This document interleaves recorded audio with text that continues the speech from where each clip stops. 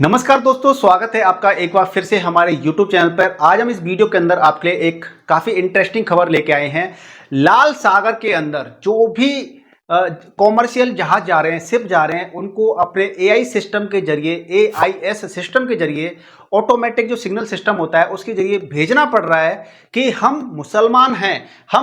हैं, इजराइल से नहीं है कोई भी लेना देना। यानी कि लाल सागर जो स्थित है, लाल सागर के अंदर जो भी कॉमर्शियल जहाज जा रहा है उसको ऑटोमेटिकली सिग्नल देने पड़ रहे हैं कि हम मुसलमान हैं, हमारे जहाज पर सारे लोग, सारे जितने भी क्रू मेंबर हैं, जितना भी स्टाफ है वो मुसलमान है और हम पर ऐसा हमला मत कीजिए। ऐसा क्यों किया जा रहा है, इसके पीछे क्या कहानी है, इस सारे बिंदुओं पर चर्चा करेंगे। यानी कि वीडियो को पूरा देखिएगा आखिर तक और जल्दी से इस वीडियो को लाइक, शेयर और चैनल पर नए तो चैनल को सब्सक्राइब कर लीजिए। देखिए, जो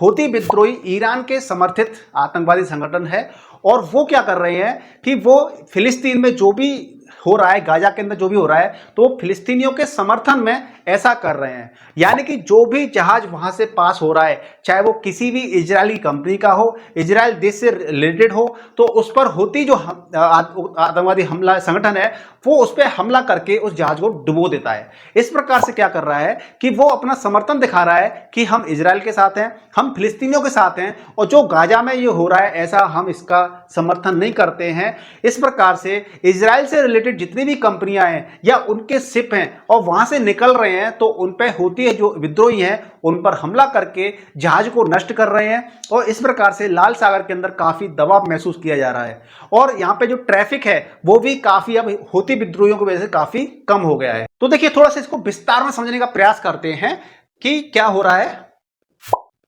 देखिए, लाल सागर में हूती विद्रोहियों के हमलों से बचने के लिए अब जहाजों ने एक नई रणनीति अपनाना शुरू कर दिया है, स्टार्ट कर दिया है। और उस रणनीति के मुताबिक क्या हो रहा है कि अब कई जो वाणिज्यिक पोत होते हैं, जो कॉमर्शियल कार्गो शिप होते हैं, वो ऑटोमेटिक आइडेंटिफिकेशन सिस्टम यानी कि एआईएस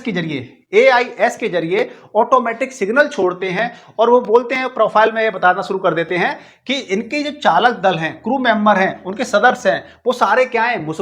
मुस्लिम हैं। यहाँ तक कि जो उनके पास हथियारबंद गार्ड हैं उनका भी इजराइल से कोई दूर दूर तक लेना देना नहीं है, सारे मुस्लिम हैं। और हम इससे सिग्नल इसलिए दिया जाता है कि हम पर हमला मत कीजिए, हम आपके समर्थन वाले गुट के ही लोग हैं। इसी में बात की जाए तो समुद्री निगरानी से जुड़ी जो संस्था है marine traffic LSIGE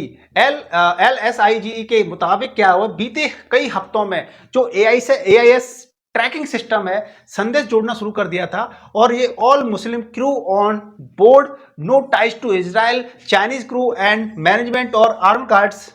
on board, यानी कि इस तरह के सिग्नल दिए जाते हैं। और इस तरह से क्या होता है कि हूती जो विद्रोही हैं उनका उद्देश्य क्या है, उनका उद्देश्य है कि सूची से खुद को बाहर रखना है जो पिछले कुछ महीनों से इजराइल से किसी प्रकार से संबंध वाले जहाजों को निशाना बना रहे हैं। तो इजराइल से रिलेटेड जितने भी जहाज हैं, चाहे उन्होंने डायरेक्ट या इनडायरेक्ट रूप से जो भी हेल्प की है, अगर इजराइल की हेल्प की है तो वो उस तरह के जहाजों को गिराने का काम कर रहे हैं। उस पर मिनी रॉकेट लॉन्चर और जो छोटे हथियारबंद होते हैं और जो ड्रोन होते हैं उनसे हमला करके जहाज को गिरा देते हैं। और ये 2023 से कई सारे जहाजों को गिराने के न्यूज आई है। लाल सागर के अंदर इस तरह से काफ़ी जो सूचना है, जो स्थिति है काफ़ी संवेदनशील बन गई है और वहाँ से जितनी भी कंपनियां हैं, जो बड़ी बड़ी कंपनियां हैं, वहाँ से अपने उस रूट के थ्रू जो भी सामान भेजती हैं, कार्गो शिप भेजती हैं, वहाँ में काफ़ी ज़्यादा कमी देखने को मिली है। अब दोस्तों आप कमेंट कर बताइएगा कि इस जो लाल सागर के अंदर जो विद्रोह चल रहा है, इस प्रकार से हमारे पास जो भी डिलीवरी आएगी या जाएगी उसका क्या इंपैक्ट पड़ेगा हमारे देश की इकोनॉमी के ऊपर, कमेंट कर बताइएगा। वीडियो को लाइक कीजिए, शेयर कीजिए, चैनल पर नए तो चैनल को सब्सक्राइब कीजिए। जय हिंद।